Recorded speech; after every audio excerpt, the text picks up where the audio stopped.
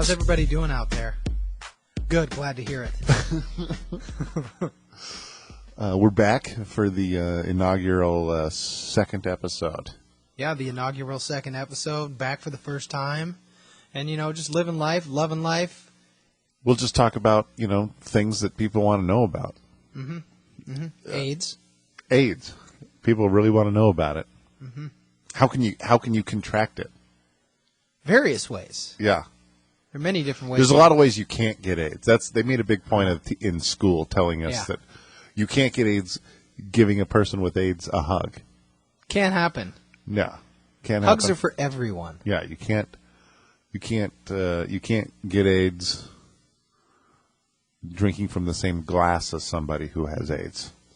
You can't get AIDS looking deeply into someone's eyes. Unless that leads to butt sex. That can happen. So, be aware of that. Just a little fruit for your brains. Yeah. Some knowledge for you. Well, Didi. Yes. How has your last week been? It's been a good week. It's been a busy week. I'm just I'm taking calls and driving all over the state of Washington, meeting people that I never would have met had I not gotten this new job. Yeah. What can you tell us about the new job? Well, I am a Rule 9 legal intern. I'm going to be an attorney in a couple weeks here when I get my bar results, and I pass that shit with flying colors. Woo! But, I'm basically going to be a municipal attorney working explicitly with fire departments. And my job is kind of like a city attorney, sort of contracting with fire districts and cities and making sure that they have adequate funding. And you have to have, well, you don't have to, but it helps to have a city giving you money rather than the taxpayer. So they enter into these what are called interlocal agreements where they have to cooperate because response times are different for different districts. Like, say you call 911, you want a certain response time. You want them to get there at a specific time because in 2008, I believe, the Department of Transportation Department of Health and the Department of Transportation increased their response times. Like they have to get there at a specific time. They changed the whole regulation, and that kind of flipped everybody on their head. So I'm in charge of developing safety protocols, employment disputes, union problems, contracts, labor law issues. I don't know. It just kind of goes on and on and on. My brain's mush at this point. But I went on a ride-along today. A ride-along. Now tell our listeners what that entailed. Well, a ride-along is just when you go to the police department or the fire department, and if they get a call, you go with them. And in your case, it was the fire department. It was the fire department. Were you riding in like a fire engine or like a smaller vehicle? I was actually riding with the medic unit, so I was in an ambulance. Gotcha. And the fire engine was either in front of us or behind us. But it was funny. This is my first ride along, and I was in the ambulance sitting back there, and literally I felt like a 12-year-old. It's like we're on I-5, and the sirens are going, and I'm literally sitting there like, whoa! I actually went there because I want to see. I'm going to be working with them, so I want to see what they do on a day-to-day basis. Sure. But after a while, I was just sitting there going, "This is so much fun!" I practically had like a Capri Sun in my hand. Wow. Squeezing the Capri Sun like my wang. Were you going fast, like sirens on, passing cars and stuff? Yeah, we were going like 90 miles per hour. Oof. Yeah. Actually, more like 80. That was an exaggeration, but I distinctly remember looking up and seeing that the vehicle was going 80 miles an hour. Well, That's still fast. That's very fast, and it probably feels faster when you're on the freeway and cars are moving out of your way. Yeah. I was taken aback by how much it really took for people to pull over. There were some people who were just, I don't know, maybe 300 feet in front of us. For a vehicle that's going 80 miles an hour, you do not want someone 300 feet away. No. Way too near. Yeah. Objects in the windshield are nearer than they appear. Mm-hmm. Exactly. But, that was fun. Well, that's cool. Going over Narrows Bridge in an ambulance at like 80 miles an hour, that was super cool. That is cool. Yeah. And, on a personal level, getting to see what they actually do, that was my original goal. This is very cool. Did you see anything that was, kind of gnarly, or did you see anything that was... I don't want to get into sort of the details. There's the HIPAA laws kind of protect people from me revealing their information, but sure, there were some hurt people today. You saw some injuries? Some injuries, yeah. Anything like kind of make your stomach tense up, or... No, I have nerves of steel. Oh, okay. So I tend to not be upset by the sight of blood or, say, broken bones. Ugh. Even really a marital fight, that doesn't get to me either. Not even just like a serious marital fight? You mean like a smack to the face, or like, why you be sleeping with Tyrone? Yeah, I mean like some barbed comments. Oh no, I kind of get a kick out of them actually. Yeah, but no, that doesn't affect me.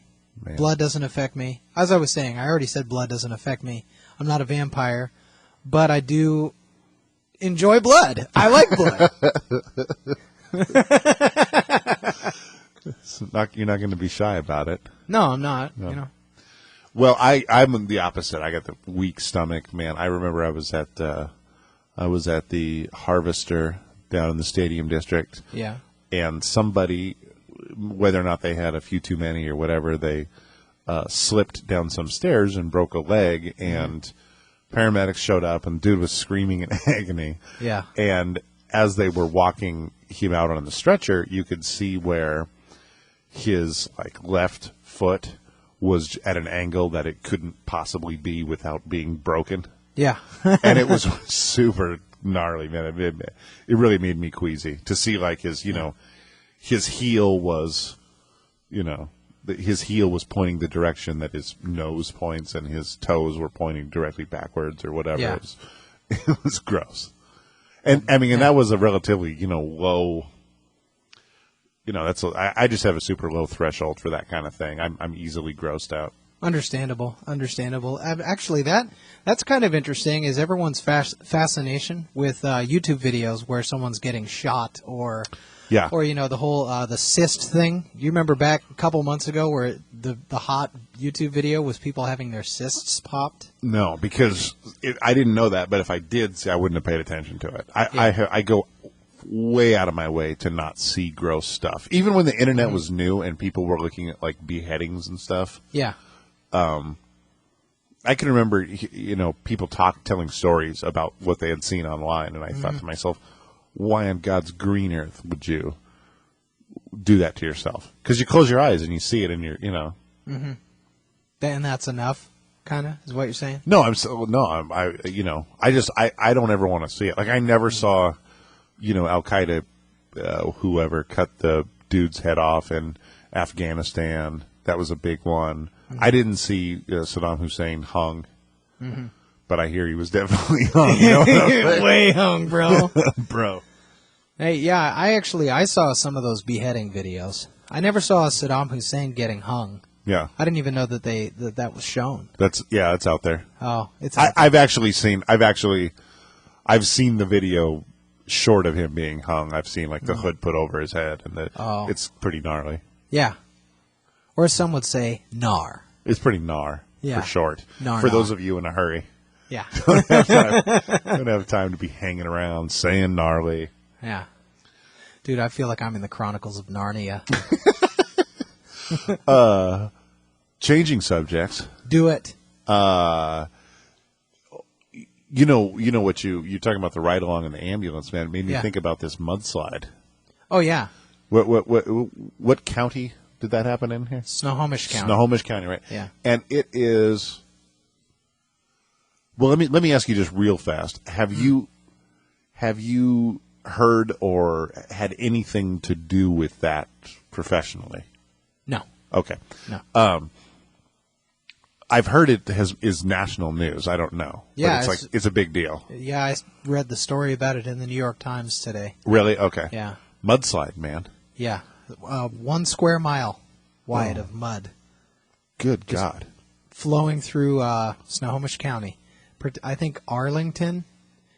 Arlington's closer to Bellingham. So it's northernmost Snohomish County. Craziness, man. Well, not how you want to go. Getting buried in mud. No, I'd rather be buried in Lecca. But that's a doozy, man. Like Yeah. you don't.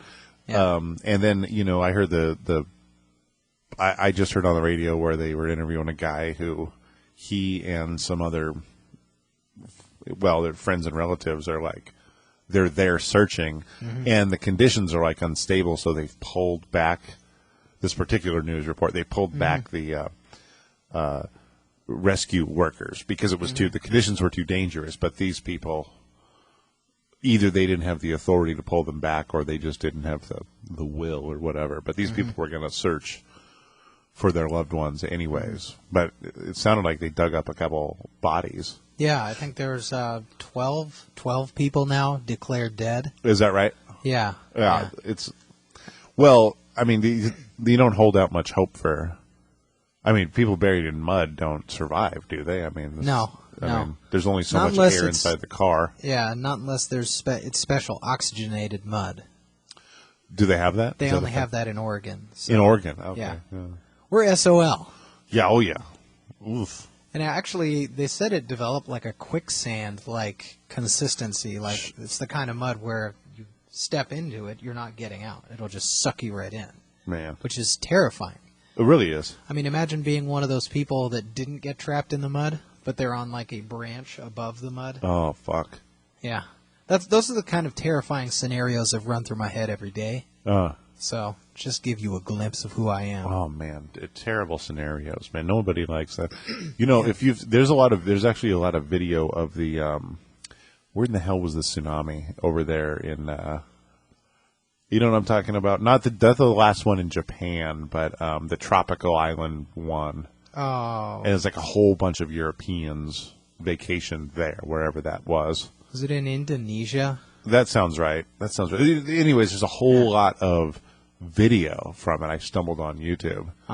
And holy shit, man. I mean, that's mortifying. Yeah. Just horrible, man. If you see,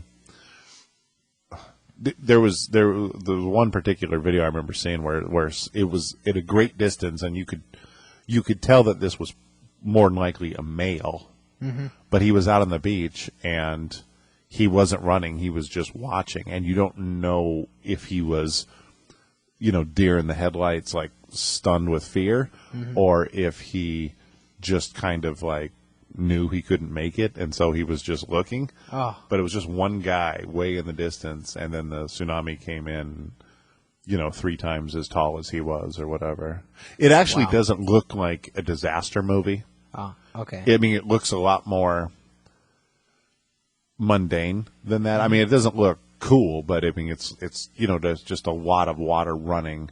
But if you consider that, like, waist high water that's moving that fast is just going to fuck everything up. So Yeah.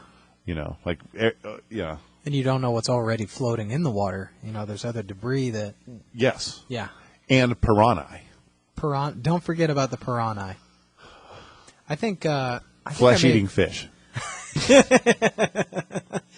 Or those, the Sharkticons. Refresh my memory about the Sharkticons. The Sharkticons, it was in the Transformers movie. Oh, Yeah. Where they get dumped in, like, a vat. Oh, my and goodness. there's the Sharkticons in there, and I think... Do they have those in Indonesia? I think so, because they're like an Asian thing. Yeah. Yeah, Oh, that's geez. racist. Right from Cybertron to Indonesia. Wow. Yeah, but no, it really is a terrible thing that's going on up there in Snohomish County. No, that is Have you seen bullshit. the footage of the hill where I the haven't. mud? Oh wow! Were most of the people disappeared? Were they in houses or cars? I couldn't tell you. Okay, because in my mind's eye, for whatever reason, I think about a stretch of highway being. Yeah, that 530 Okay. Route 530 is completely inundated. There's just tons of mud on top of it. And come to think of it, I told you how I worked in Snohomish County last summer. I worked up there at the prosecutor's office. Yep. And I used to drive on 530. Could have been you, man. Could have been me. God, I'm so selfish. Yeah. All right. We were All right. interrupted by a phone call there, but so we'll try to get back into the groove. Geoff, how many phone calls do you say you would get on a given day? 4. 4? Yeah, 4, and 3 of them I don't answer. 3, okay. No, well, actually, let me tell you about phone calls. Do it. My phone call situation has changed in the last few months as I have changed my job title or job duties. Mm-hmm. And so now, as a matter of convenience, I give my customers my telephone number, where before nobody needed my phone number because my job was to open checking accounts and change PIN numbers on debit cards, and there was no need to call my cell phone for that. Yeah. Where now I originate home loans, and there's, people want updates on that, and I cover a couple different branches, so people who need to put customers in contact with me will use my phone number. It's basically the kind of sales gig where you'd be stupid to not, use your phone number, your cell phone number. But as a result, the downside obviously is that my phone rings fairly often with phone numbers I don't recognize. Mm-hmm. And it might be new business. It might be like something good and exciting, like, hey, I understand you could help me get a home loan, which is great, Mm-hmm. But it might very often be, hey, did you have, you said you were going to get back to me. Yeah. Or something like that. Something I have to get better at. I'm concerned with that. Yeah. I'm concerned that you didn't get back to me. Yes. Well, there's one thing I'm going to have to get better at is when I run into people who don't qualify. Yeah. Maybe not giving them so much hope. Sorry, wait. When you say people who don't qualify, what do you mean? What do you mean by that? Could you qualify that, please? Yeah, I will. I will. People with, bad credit history, or insufficient income, or insufficient time in the job, or other things. I mean, part of it is my own inexperience, where I don't want to tell people no when the answer is really yes. And I'll kind of tell on myself here, but so what'll happen is someone will set an appointment for me, or I'll set an appointment. I'll meet up with somebody. I will find out that they, it will appear to me that they don't qualify, but I really, truly won't be sure. And so then I will tell them, listen, let me look into this further, and, I have the information I need now. I'm going to make some inquiries, see what I can come up with, and then I'll call you back. Mm-hmm. And then when I find out that there's absolutely nothing I can do to help them, and then I've got other things to do, and so I don't keep my word and call people back. And, that's obviously a bad practice. Mm-hmm. It's a little practical, but it's not good. I shouldn't do it. But then it's hard for me to drum up the motivation to call someone and give them bad news. Yeah. And then have That's hard to do. Well, and then like one thing I've had people kind of argue with me as if it was my decision and I was deciding that they shouldn't buy a house. Yeah. And it's certainly that's not the case. You're the facilitator, though. Yeah, I'm just an order taker. The application process is more complex probably than most other kinds of applications, and so that's my job. And then, of course, in actuality, my job entails a lot more follow-up on the application and processing of the application. But, yeah. So anyways, that's something I would do better too. But, then I tell people they don't qualify, and then I do some research and find out that actually they do, or we could help them. Yeah, so that's the call you want. That's the call you want to be making, is calling them back and saying, turns out you were good all along. Yeah, exactly. Well, but it's funny because I had some people recently, and they were buying they wanted to buy a house in this. I mean, they're perfectly qualified people, money in income, cash reserves, credit score, they're fine. Uh-huh. But what they wanted to buy was a home in a 50 and older community kind of thing or something like this, like Okay. a kind of a retirement community or whatever, right? So How does that affect anything, though? well, here's how: is that the house they wanted to buy wasn't built, Oh. so they wanted to borrow money so that they could buy this house that didn't exist yet. And I know that my company doesn't do construction loans. And I made them what turned out to be a mistake of thinking that this was a construction loan, when in actuality it's like a custom house loan, and we in fact can do it. We just need to we need the place to be somehow inspected or certainly appraised prior to closing the loan. But it isn't the same. A construction loan would be someone borrowing money to build a house. This is them buying a house that isn't built yet, if you understand the distinction. Yeah. So, totally. And so they were the nicest people in the world. They had to wait a little while for me to be available, and then again, super sweet folks. And I did what I could, and I told them I would try to find out, call them back. I warned them that I didn't think we could do it, but I certainly would find out. Well, I found out we can do it. Now I can't get a hold of them. Oh, they man. probably went elsewhere to someone who wasn't a dumbass and knew that they could do that. So it cost me. Well, you are a dumbass. Yeah. And I find that really is an obstacle in a lot of ways. Yeah. Anyways, That prevents me from getting where I need to go. that does. That hurts my productivity sometimes. And But at the same time, I mean, you're just being diligent. You know, you don't want to give people false hope. You don't want to give them false information. Right. So, I mean. No, I kind of goofed up. And it didn't help that one was late in the day on a day. I mean, on that particular day, actually, I think I took 2 loan applications. So, I mean, it was actually a really busy day. And then there's that sense, anytime you do some kind of work where you're paid on production, you know, when you've made, potentially made $1,000 or $2,000, or at least laid the foundation to earn $1,000 or $2,000 that particular day, you're not bending over backwards to make one more deal happen. You know what I mean? Like you're just you feel pretty satisfied in what you've accomplished, and you know what I mean. You're not going to go super far out of your way to, I didn't feel bad about saying, let me get back to you on that. Yeah. It's cool stuff, man. Home loans. Yeah. Well, I'll tell you, because you and I grew up together, in a manner of speaking. You know, you're a few years younger than I am. Much younger.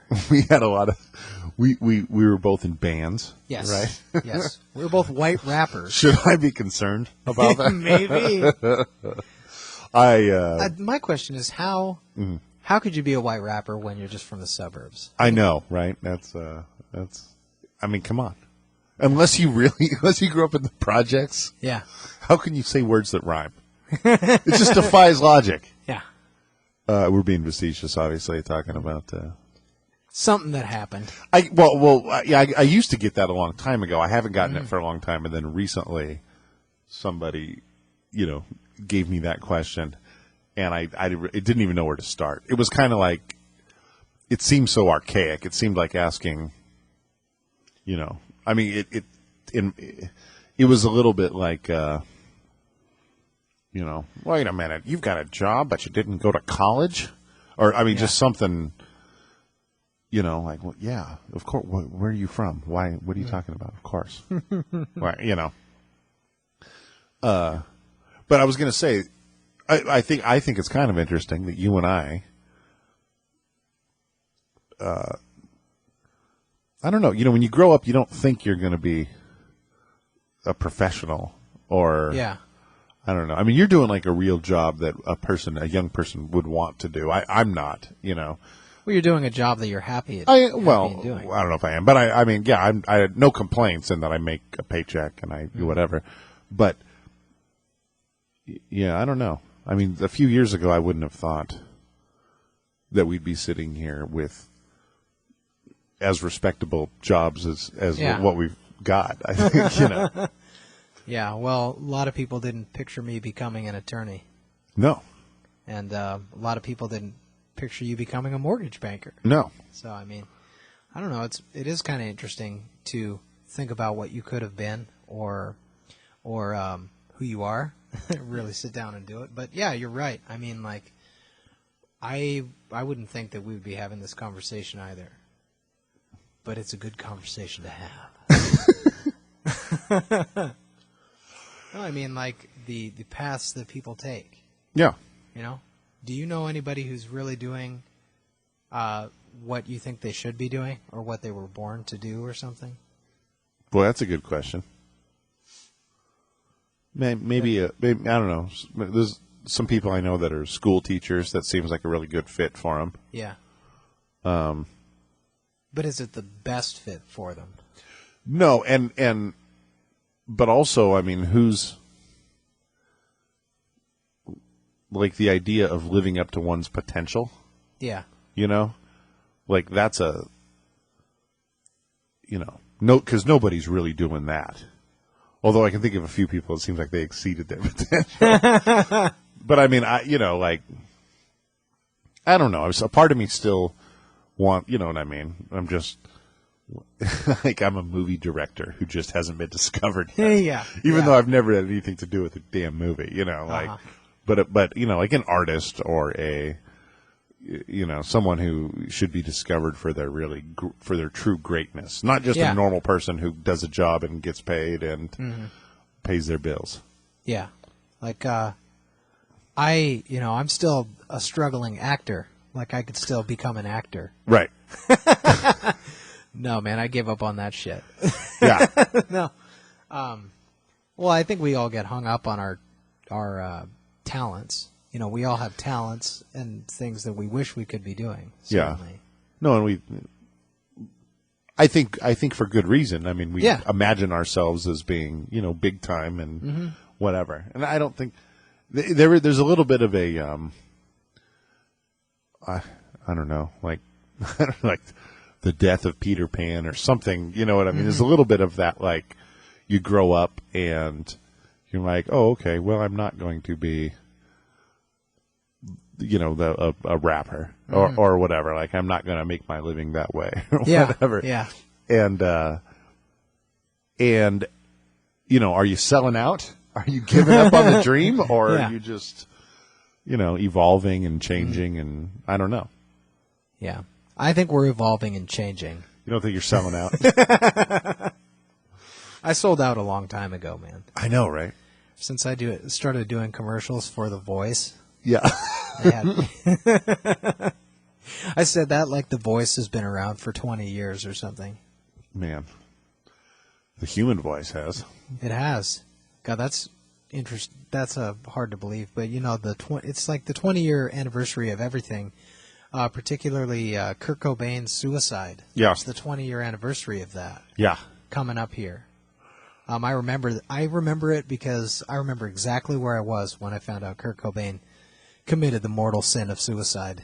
Yeah. Do you remember where you were? I do. Well, I remember I was in my dad's car and I was listening to the Green River radio station, I want to say. Yeah. Because that's hip. Yeah, that's hip. And I remember the DJ, who was a student, presumably, was just like some girl. Yeah. And she was like, okay, you guys, the news just came in and we really don't know. She was just not being like very DJ-ish. She was being more MTV VJ-ish. Oh, okay. Like she wasn't like polished. She was just saying like, okay, guys, it's really terrible news. But we don't know, because there was this little bit of we're not sure, because it was like we found someone with their head blown off at Kurt Cobain's house. Yeah. Might not be him. Mm-hmm. Yeah. Although, that they unraveled that pretty quick, I think. Yeah, yeah. And that was this, pre-information age, whatever. So you did, right? You did have to get that information through the conventional sources, the freaking radio television or TV. Or radio, yeah. Yeah. I remember I was on a camping trip with family, and my brother wasn't on the camping trip with us because he just didn't come or whatever. But we got home, and I went to my room, and my brother came home, and he came upstairs and he goes, "Did you hear your boyfriend died?" No, because he hated Nirvana, and he's just like, these freaking kids, man, they don't know what's going on. Yeah. Because he was a Primus fan. He was a huge Primus fan, and he thought Nirvana so much more mature and sophisticated than Nirvana. Yeah. My name is Mud. Yeah. Oh, I had a friend. He hung himself. He took a pill. He hung himself. Let the days. No, he had this weird twang to his voice. Oh yeah. I'm referring to Les Claypool, but anyways, no, he told me that, and I seriously cried. I totally cried, and broke stuff in my room. Oh man. Yeah. Fuck this. Yeah, my boyfriend's dead. Did you hear your boyfriend died? Yeah, he totally You said that. Faggot. Yeah, exactly. What are you, a fag?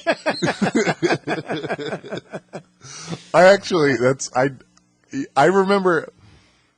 Yeah, I remember honestly, I remember feeling like I was supposed to be more upset than I was or something. I mean, it was, well, and then there's that thing where there's a little bit of that thing where you act more. Excuse me. This happens where you act more broken up about bad news than you really are because in the interest of fitting in. Yeah, it seems like thing to do, or you know what I mean. You just it's a kind of selfish behavior, frankly. Mm-hmm. You know what I mean? You just oh man. Like we've talked about this before. We know, because every so often somebody dies. Yeah. And sometimes they're your best friend. Mm-hmm. Way more often, they're somebody you were acquainted with.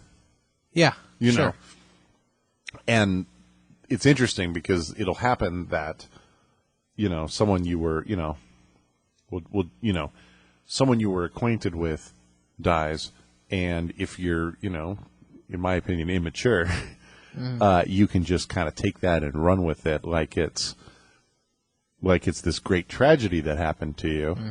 And the fact of the matter is you're kind of latching on to some drama and making a bigger deal out of it than it really is in yours. And I think there's this, I really feel strongly there's an element of selfishness to that, where what you should do is, be quiet and let, and be supportive of the people for whom it's more important. Be supportive of them? Yeah. Yeah. You know what I mean? An exaggerated example is I knew this chick who, when somebody died, they were talking about how this gal says, she goes, well, I never knew him, but I just know a lot of people that knew them really well. Yeah. And so, that was I don't know, a part of me says, how dare you feign such an emotional reaction to something that cannot possibly have that much of an emotional, give you that much of an emotional response. Yeah. Well, I try to give people the benefit of the doubt and say we all grieve differently. Sure. But if you have no reason at all to grieve, right, then yeah, sure, it's selfish. I mean, there are people out there who have had acquaintances die who may actually feel that way, but standing back and viewing it objectively and just saying, well, you went to a party with this person. Yeah. Or something to that effect. Yeah, I can say that's selfish. It's sort of a way of latching on to other people's sadness. Mm-hmm. It's like, the captain of the football team dies, so the actor, the high school actor shows up, and he's the high school football player picked on him all the time, but he shows up because it's solidarity. When somebody dies, you express sorrow to show solidarity and commonality with people.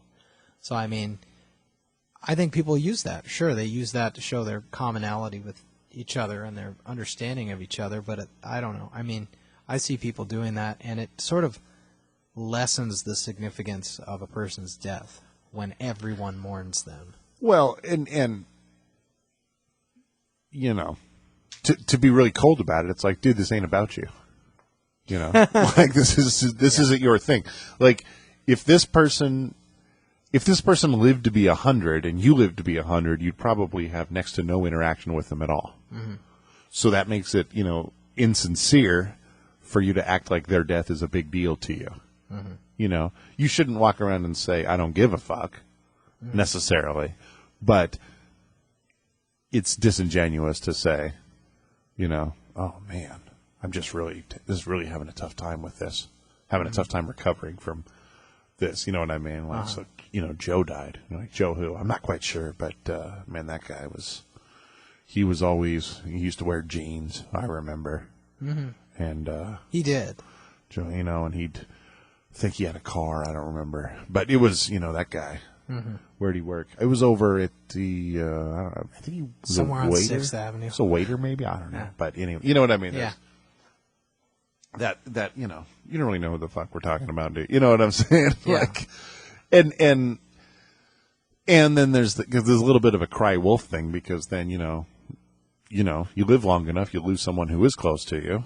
Mm-hmm. And then, there's that feeling like, geez, why did I burn the energy? You know what I mean? Like, trying to be all like, oh man, I'm not coming to work today. Mm-hmm. Someone I went to 6th grade with died. And then you lose your best pal or a parent or whatever, and you say, oh shit, this hurts. This is what like sorrow is. This is what mourning is. Mm-hmm. But I stopped going to funerals, man. Why? I'm not a mourning person. Oh, that's a good one. Well done. Well done. Do you know any good lawyer jokes? I'm not trying to be that guy that says, do you know any good jokes? But do you know any good lawyer jokes? Because I've heard enough and I'm sick of them. I do. But I'm just curious if you have. What's the funniest one you know? Well, let's see. I don't know if it's funny. I do know the one I know, which kind of the punchline ruins it, but I overheard some lawyers telling this joke when I was a real little kid. They said, the little girl asks her daddy, we'll say for the sake of argument, like, where do babies come from? Mm-hmm. And daddy or mommy or whoever, make it mommy, I guess. Mommy explains where babies come from. He says, if we wouldn't, mommy and daddy love each other, and they do this, and the man sticks his this and here, and and then the little girl says, Mommy, can you have can you ever have a baby from having anal sex? And Mommy says, well, where do you think lawyers come from? That was the joke I heard. That's a good one. That's a good one. No, I went on that ride along today, and I started telling lawyer jokes to all the firefighters. Oh, yeah? And they had a couple good ones, too. But I'd like to think I came home with the crown in terms of the volume of lawyer jokes that I told. But I'm wondering if I made one up today, because I sort of thought about it and then said it, but it's what's better than a good lawyer? What's that? A dead lawyer. And I just didn't know if that had been made up. I don't think it's especially funny by any means. It just seemed to me like that has been said at some point. Well, it kind of harkens back to the only good lawyer is one that's dead. Yeah. Or, the only good commie is one that's dead. Exactly. In my particular ideology. Yeah. I actually read an article. I read an article very recently in the Journal of Supreme Court History about First Amendment freedoms during the time of McCarthyism, and how there was a First Amendment case involving Pledge of Allegiance, Jehovah's Witnesses, and their ability to pledge of allegiance, or to make the Pledge of Allegiance, and actually it was saluting the flag, whether or not Jehovah's Witnesses had to salute the flag, and under First Amendment grounds it was found that they didn't have to do that. Mm-hmm. It's against their religious beliefs.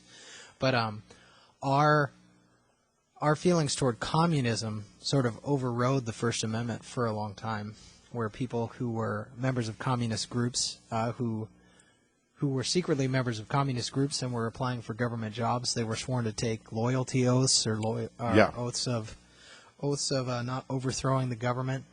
Something like a public service job where you're sworn to uphold the Constitution. That's constitutionally fine under the First Amendment, but now it's different. Like promising not to overthrow the government or have like, are you a communist? That's obviously against the First Amendment, but that's how that whole legal battle came to the Supreme Court. Initially, was rooted in communism and our fear of the communists.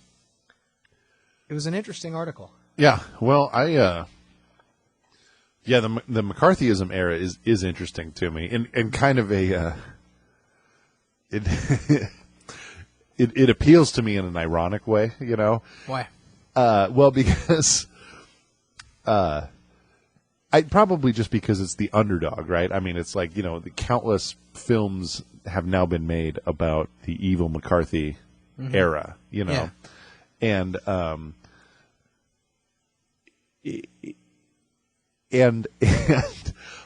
I don't like communism as a political ideology, and so it's just kind of funny for me to think in terms of and relate myself to the famous communist witch hunter Joe McCarthy, you know, like just and the clips and the, you know, hell, I mean, I want to say that Jimmy Hoffa had to argue that he wasn't a communist, you know what I mean? Like, just anybody who was out of political favor. My grandfather actually told stories about like Swedish lodges or Swedish American, you know, or Sons of Sweden or something like that, like halls, you know? Yeah. And how he said, I remember he told me, not understanding the zeitgeist of today because he's just a product of his time, you know, and he kind of looked at me and he said, there was rumors. It was kind of a smile on his face, but you know, there were rumors. There was a bunch of commies there.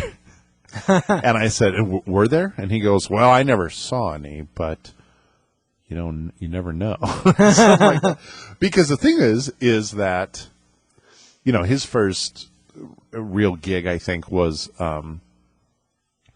it was a co-op. Like, he worked for a plywood mill, but it was a co-op, so you bought a share to work there, and then, you know, voted, and it was just completely, you know, like a socialist thing, totally. You know, and just prior to McCarthyism, like, communism and socialism were, you know, very attractive ideas to the entire Western world or Eastern world too, I guess, and so I don't know, like, you know what I mean? It wasn't. To understand the times, I think you have to give credit to, you know, they lived. There really was a Red Scare. The, you know, Soviet Union had satellite groups firmly positioned in the United States. You know, lots and lots of the people that were, you know, that were hounded about being members of the Communist Party were members of the Communist Party, you know, and although that might have not been bad, you know, there was, you know what I mean, Hollywood folks that were connected to groups that were connected to Moscow, like in a very literal, direct way, and you know, there might have actually legitimately been some concern about that, you know what I mean, because at the time we were in the thick of a really nasty Cold War that was a real thing. Yeah, and who knows if it's coming back? That's it, very interesting, very interesting to me because we are. I mean, I haven't been up to date on it, but they have annexed Crimea, right? They have annexed Crimea. They were recently excluded from the G8 summit. And Angela Merkel, as they like to say on the BBC, Angela Merkel is repeatedly condemning them. Yeah. But I think it's crazy that they were excluded from the G8 because there's all this back and forth right now that's very Cold War-ish. Yeah. Putin hasn't said any. I don't think he's said anything too direct. And when I say direct, I mean American aggression will be met with Russian force. It's nothing like that. But I mean, there are some indirect threats going on, particularly from Barack Obama, from what I can tell. Did I tell you how much John McCain is going off too? No. Do tell. There's one thing he said. He said that all I see when I look into Vladimir Vladimir Putin's eyes are 3 letters: K, G, and B. You did tell me that. Yeah, and gotta love John McCain. Yes. Yeah. John McCain, great American. Yeah, even though he can't lift his arms above his head. No, you can't lift him above his shoulders, really. Yeah. Yeah. But hey, dude, that's high enough to be on the ones and twos. Why would you be on the ones and twos if you didn't grow up in the ghetto, though, is my question. Yeah. Doesn't make sense. Yeah. If you want to scratch records, it helps if you had parents who are on food stamps. Mm-hmm. You need to be from Compton. You need to be from Compton or the South Bronx. Yeah. No, but yeah, they did annex Crimea, and I feel like there's a lot of concern about Russia's connections with the European stock market, the European Union. Yeah. Like Pepsi is a big corporation in Russia. Okay. And they're worried about the stock market in Russia crashing. Yeah. Because I don't know anything about the stock market in Russia, but I do know that a lot of people are saying that Cold War is not really possible this time because Russia cannot afford to be isolationist because of their connection to the international markets. Right. The Russian stock market grew out of the first Cold War, and Gorbachev established it in 1991. Okay. And now they're buying into stocks in the United States and vice versa. They're buying into stocks in Germany and vice versa. Right. So it's against their interests now that they sort of are. I mean, they're not not a free market economy by any means, but they're buying into free market economies elsewhere. Right. So international sanctions against them are one thing. The other thing is their place in the global economy is much more tangible than it was prior to the end of the first Cold War.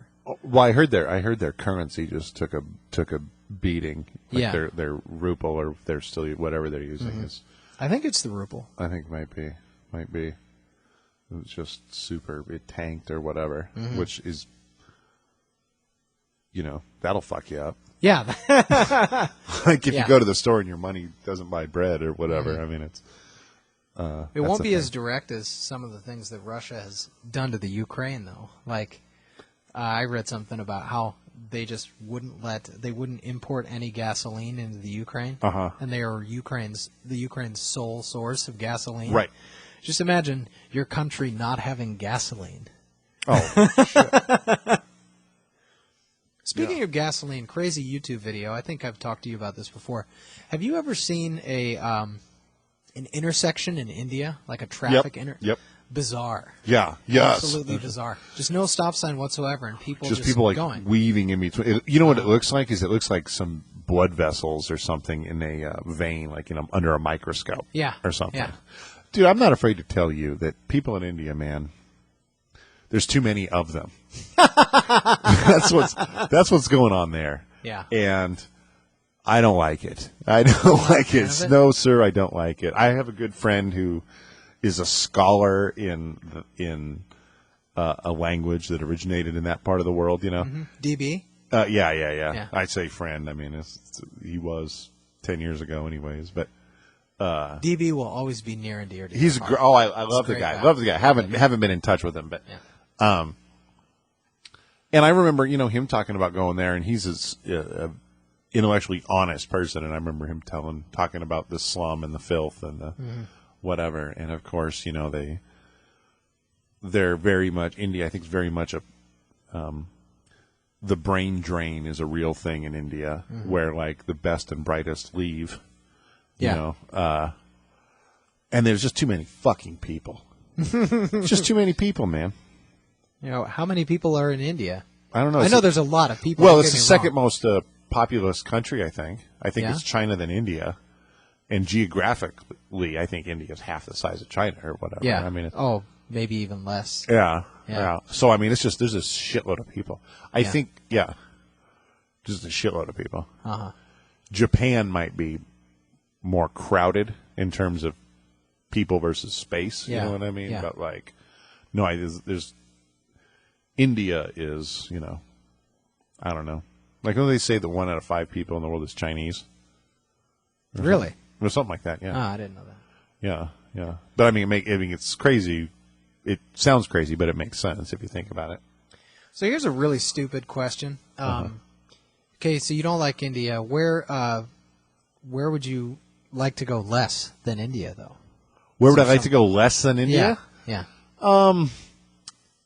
Great question. I definitely don't want to go to any of the countries in Africa where 13-year-old kids have like Shaquille O'Neal jerseys and AK-47s. I don't want to go to those places. Yeah. Man. Yeah. I don't want to go to places. What was just on the news is they're getting together and looking for some tribal war leader whose militia is made up of enslaved children who have been raised to be, I don't want to go to any country with child soldiers. Mm-hmm. Don't want any. I don't like my 9-year-olds to have confirmed kill counts. Yeah. I don't want them to have like a fucking Dora the Explorer shirt or something and like a grenade. Yeah. Yeah. Or perhaps someone's head in their hand. Yeah, like a machete. Yeah. Yeah. No, I don't like any of that. Where's the, fucking where's the really bad place in Africa that I can't think of the name, but the Sudan. Well, I mean, no, that's not the name I'm looking for. Completely like essentially a lawless country.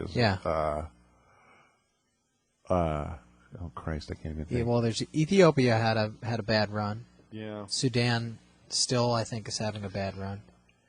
Chad is no longer a country. Where'd Black Hawk Down happen? Ethiopia. No, wait, no. Somalia. Somalia. That's what I'm thinking of. Yeah, Somalia. Yeah. I'm sure that was. Yeah, I don't want to go to Haiti. Yeah. I don't want to go to Haiti.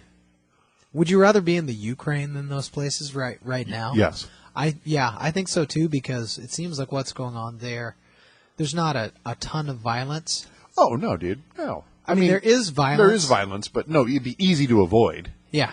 No, there's violence, basically there's violence on these, political charged spots. I mean, people are showing up, quote-unquote protesters and unmarked Russian soldiers or whatever are going to places and, staring at each other, and it's just like they're destined to throw a Molotov cocktail or, rocks and shit. It's like, it would be, from my understanding right now, you could just stay home and sit on your couch and be just fine in the Ukraine. In Somalia, you don't have a couch to sit on. You have to go someplace and get a fucking clay pot of water and then walk 50 miles with your fucking clay pot of water. Yeah.